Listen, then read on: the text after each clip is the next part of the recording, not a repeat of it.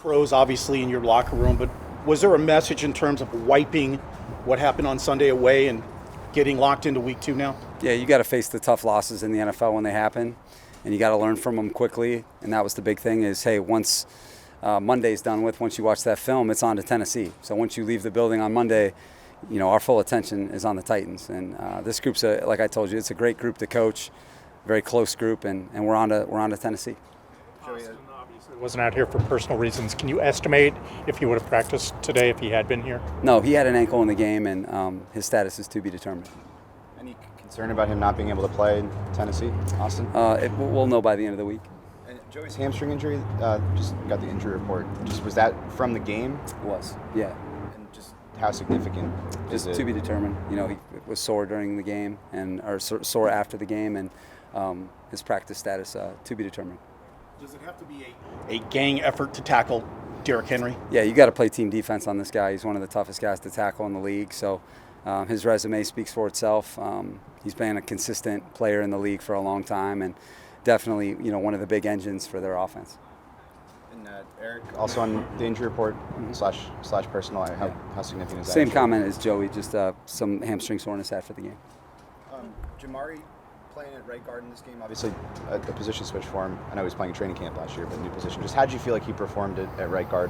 Yeah, a winning performance, Daniel, a winning performance for sure. And, we don't take his performance for granted because he kind of makes it seem that way because he just can go anywhere and do it at a high level. But to move to a different side, he's been a left side player. That's where he trained in training camp his first year. And, he went left guard to left tackle last year, but to go to the right side seamlessly, it was a winning performance against a very quality front. Their 3 starters are outstanding interior players with Wilkins and Seiler and Davis. So we got to keep building on it.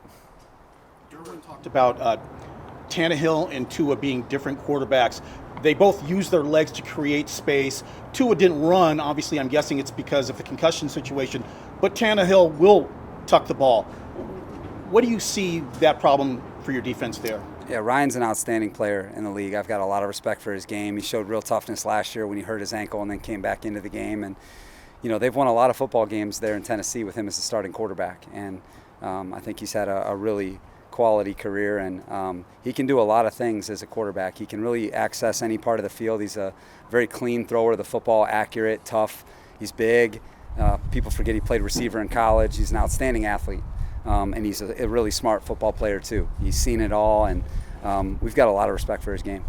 We talked about practice today, and just how has he been the past couple days? Good. Yeah, it was good to have him back out there, and we got to continue to get him the work and the reps, and he'll keep getting better and better. We talked about the pass rush on Monday in the context of how fast Tua was getting the ball out. If teams are playing you that way and going to quickly and getting the ball out, what's the counterpunch for you guys defensively to try and maybe generate more pressure? Well, I mean, you have to be close to people in order to get, if the ball's coming out quick, you don't want to be far away from the receivers. But you got to turn into pass defenders up front. You got to turn into block shots. And you just got to do a good job on first and second down so that you get into those third and longs, which we had plenty of them in the game. But just being more consistent to get third and longs. And again, our guys rushed a lot better than I think anybody is giving them credit for in the game. If you watch the game closely and don't look at the numbers, just how did they rush individually, I was very pleased with how we rushed. Joey rushed well, Thule rushed well, Khalil rushed well, our interior rushed well. And so you got to, separate process from result. And we need to continue to build on that performance because those guys, are playing well for us, and we're going to count on them this week. How did you view Kenneth Murray's game? Yeah, Kenneth Murray played a quality game. It was a winning performance for us, and he's had a really good training camp, and we're going to continue to build on it.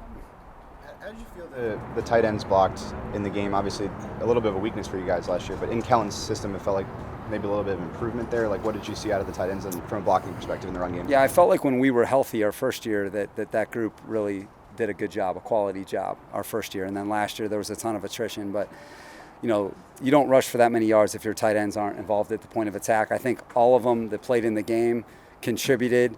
all four of them contributed, to a big performance. And, with as good of an edge group as Miami has, you're going to need tight ends to be able to neutralize it and give your runners an avenue to run. So I thought all four of them did a quality job. Kevin Koger's doing a really good job coaching them. And, I think my hat's off to them because, you don't get 240 without good quality tight end play. I feel like you guys maybe deployed them a little bit differently than you had in years past, just as far as getting them on the move on some of those run plays. Do you think that impacted how they performed at all? I think how we deployed them was similar. I think, I just think that those guys were connected. They were attached. They played very confidently. I thought they were aggressive, and they played with the right technique and the right attitude. And I just think, and they were consistent through quarter one to the last quarter. I thought they were consistent with their attitude and their technique, and we had a good game plan. I thought my hat's off to Brendan and Sean and Derek Foster and that group of guys. It was a quality plan, and then our runners ran really hard in the game. They broke a lot of tackles, and so it was a team effort. JC did the interception that he ran out of the end zone. What's kind of the rule on when you want guys to just drop and take the touchback versus running things out? It's a good question. We normally apply the kind of the metaphor of the city or the country. If it's crowded, then stay in. If you can see, then you can go. But anytime where you catch it in the end zone matters, and then what your momentum is. If your momentum's carrying you out of the end zone, then that's a little bit more of a green light than if you're neutral. So it's something that he can learn from. I think we can continue to do a good job of coaching him and everybody else. But definitely a teaching moment because of the field position. But I thought it was an outstanding play in the end zone to pick it off. You've rushed the ball well since basically the first day of training camp, but how much of a test is Tennessee's defense leading the league in rush defense? Yeah, it's a big challenge. They did lead the league, and there's a reason for it. They've got big guys up front. They got solid edges, and they have linebackers and safeties who can tackle. Kevin Byard's a heck of a player, guy that I've got the utmost respect for. And, they get Harold Landry back, a guy that I think is really, really good. He didn't play in our game last year. And, their inside group is really good, led by Simmons. So they're well coached, and it'll be a tough challenge. Hopkins is a little bit of a different receiver than what you just faced in terms of the speed. What do you see in him, and what's kind of the message for your defense in defending someone like him? Yeah, Hopkins, DeAndre's been as productive a receiver as there's been in the NFL over the last decade. I've had to go against him several times, Houston and then in Arizona.